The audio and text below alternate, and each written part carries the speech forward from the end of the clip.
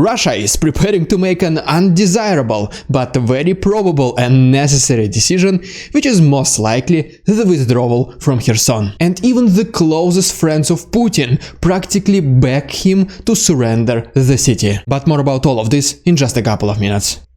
What's up, investors? It's the Russian dude. And let's go straight to the point and see some most recent footage. And our first video comes to us from the border between Russia and Poland. And as you can see right here, the Polish forces are installing this barbed wire between them and Kaliningrad region. Our next video comes to us from the capital of Ukraine, Kiev. And right here, you can witness the exact moment when the electricity is being shut down in the entire neighborhood. And according to the mayor of Kiev, Vitaly Klitschko, the city might be facing a total blackout in the nearest future, which is pretty much the absence of electricity, water and a network failure. Right now, the capital is stocking as much supplies as possible, which includes the food, water, fuel and generators. Because according to Klitschko, Russians are doing everything possible to cut the capital of Ukraine from the modern technologies. And then, according to the spokesperson of Ukrainian Air Forces,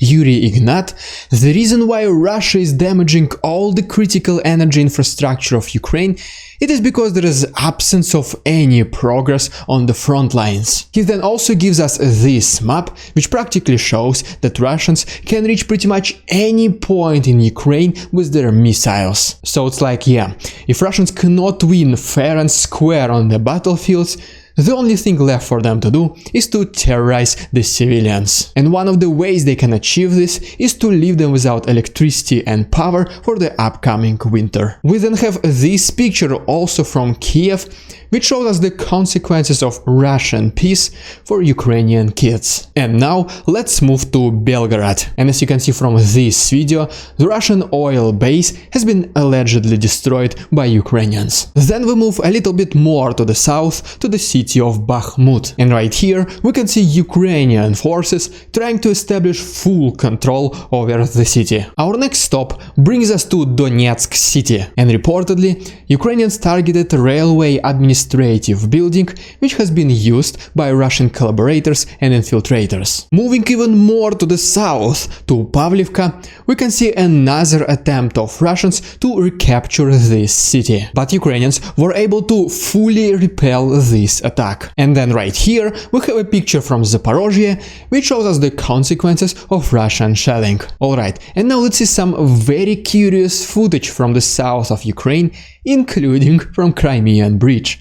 And while I'm going there, please consider liking this video and subscribing to my channel if you like this style of daily updating. You can also follow me on Instagram and send me a message and I will reply to you. Alright, so in this first picture we can see Russians bringing the completed section of Crimean Bridge to be reinstalled. As for now, the traffic on this bridge is very limited and in some places it has been reduced to only one single lane. And while Russians claim that they are repairing this bridge for civilian purposes, I mean, come on, we all know that this bridge is one of the main logistic routes for Russians to resupply themselves in the south. And I mean, yeah, go ahead and repair this bridge and leave the rest up to Ukraine, who already shows the world that this bridge is not as protected as it seems. The next picture comes to us from Bosphorus Strait, which is located in Turkey. And right here we can see two Russian battleships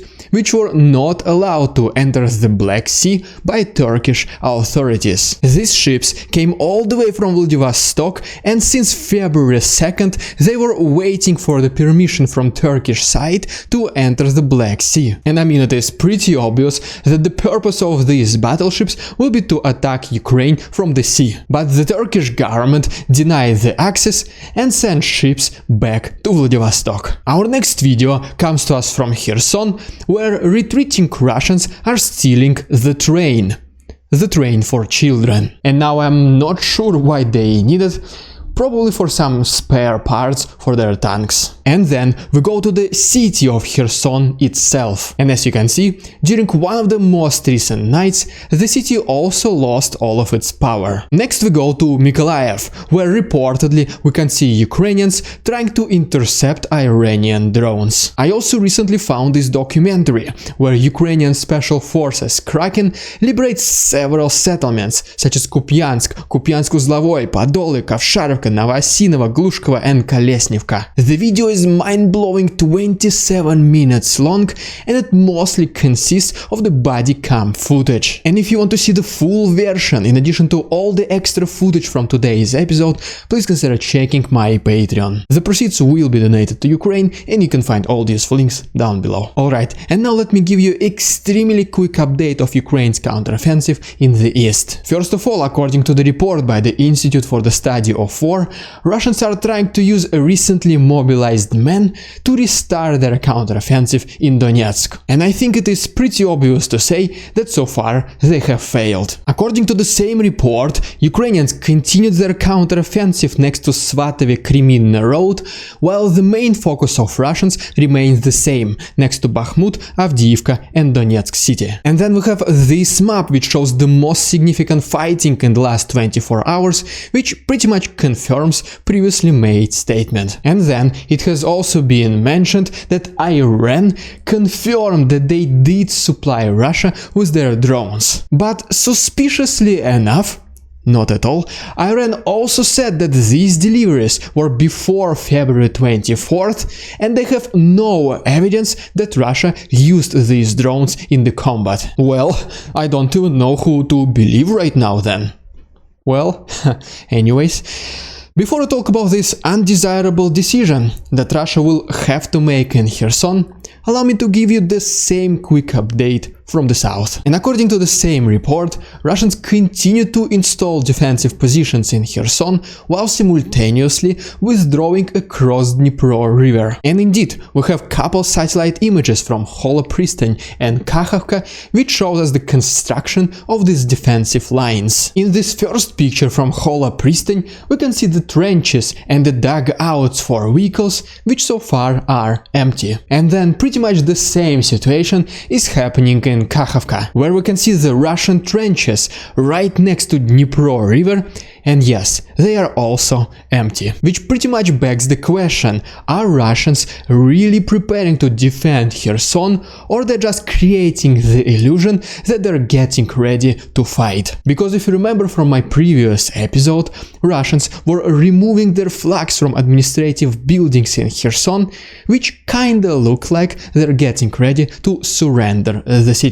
But at the same time, it created many theories that Russians are preparing a trap for Ukrainians. And then we have this statement by Natalia Gumenyuk, who is saying that Russians withdraw elite forces from Kherson, and now they only leave less trained soldiers to defend the city. And the conclusion that she makes is that this strategy is supposed to attract Ukrainians to enter Kherson, because allegedly it is less protected, and then better experienced Russians will start advancing towards this city and basically surround Ukrainians. And in case this is true, Russia is willing to use hundreds and probably even thousands of Russian soldiers to be as a bait. And yeah, as always, you can access all the maps that I was drawing today for free in our Discord. The link will be down below. At this very moment, the events that happened in Kherson region look more like a trap from Russians. But at the same time, we do have some evidence, about which we'll be talking right now, that this whole thing might be an actual real retreat, or how Russians call it, undesirable but most probable and necessary decision. And now I wonder what will happen first. Will people, for example, land on Mars, or will Russia start calling things by their actual names? Retreat is a retreat, not a goodwill gesture. Surrender is a surrender, not an undesirable decision. But anyways, first evidence comes to us from Berislav, where Russian infiltrators ordered the civilians to leave the city before November 10th, because according to them, Ukrainians will destroy Kakhovka Dam and flood the city. But you know what is suspicious? Somehow Russians know the exact date when this is going to happen. But I mean, we already talked about it, right? Ukraine has not a single reason and not a single benefit from destroying this dam. And most likely, in case this happens, this will be Russians who will be covering their retreat. And then, according to the defense intelligence of Ukraine, Russia might attempt something similar in Kherson, which is to shell the city to cover their retreat. And just like with Kakhovka, Russians will try to blame Ukrainians for these alleged attacks. And one potential supporting argument for this statement might be this ferry schedule in Kherson. And I understand that majority of you cannot read Russian, but what it basically says is that November 7th will be the last ferry departure which will transport civilians from Kherson to the other side of Dnipro river, which kinda implies that Russians have finalized their forced deportation of Ukrainians from Kherson. So on the one hand, we have arguments in favor of Russians who will try to surrender Kherson, but it does look too good to be true, so it might be a trap. But on the other hand, we have Russians who are forcing civilians to evacuate from Kherson region because allegedly they're saying that Ukrainians will shell these regions. I mean, yeah, as much sense as it makes for Ukrainians to target its own people and territories. But yeah, in case this does happen, most likely this will be Russians who will be covering their retreat from Kherson, which basically means that after all, there is a chance that Russians might sincerely surrender the city, or how they once again call it, an undesirable but very probable decision. According to Russian sources, the final decision whether to abandon Kherson or not will be up to Putin. And most likely, the reason why it has not happened yet, it is because Russians are trying to come up with some ridiculous excuses. We obviously don't know yet what it's gonna be, so we can only make some assumptions. And one of these assumptions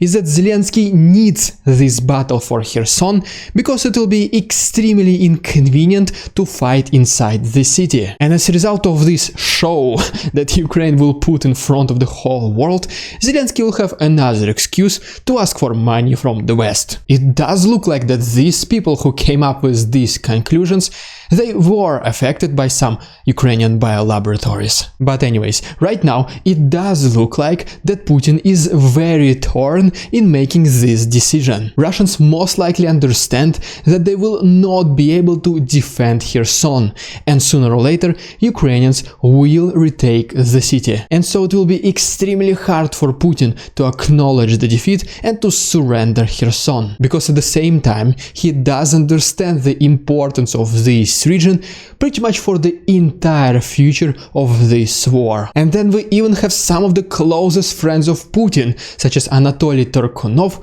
who is practically begging him to surrender the city. And he justifies it by recalling a small history lesson. When in the 18th century Peter the Great had to surrender Poltava, and then this specific retreat was the turning point in the war for Russians. But one thing he forgot to mention is that whenever Ukrainians retake Kherson, they will not let Russians back. If you wish to support my work financially, please consider becoming my channel member, use a PayPal link, or become my Patreon. You can find all useful links to the right and down below. Thank you so much for your attention, товарищи, and see you tomorrow.